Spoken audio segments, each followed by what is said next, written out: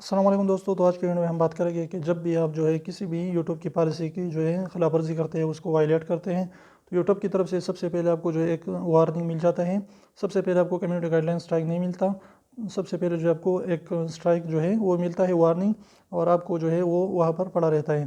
तो आपके जहन में ये आ गया होगा चाहिए, अगर चाहिए वो कॉपीराइट स्ट्राइक जो है वो 90 दिनों के अंदर अंदर एक्सपायर हो जाता है, तो क्या ये वार्निंग भी जो है एक्सपायर हो जाएगा कि नहीं।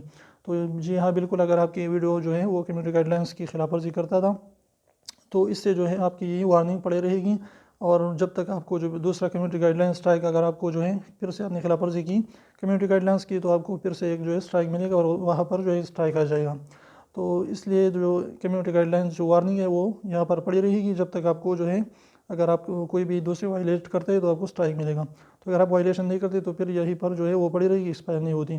और कॉपीराइट स्ट्राइक जो है वो 90 दिनों के अंदर अंदर जो है वो एक्सपायर हो जाता है। तो इसलिए ये छोटी सी वीडियो थी। वीडियो अच्छी लगी तो प्लीज़ वीडियो को लाइक कर दीजिए, चैनल को सब्सक्राइब करना ना भूलें। और सब्सक्राइब को जरूर भी जरूर दबाए, बिल्कुल फ्री है, एक भी इसका पैसा नहीं लगता। तो अभी एक सेकंड निकाल लीजिए, उसको प्रेस कर लीजिए।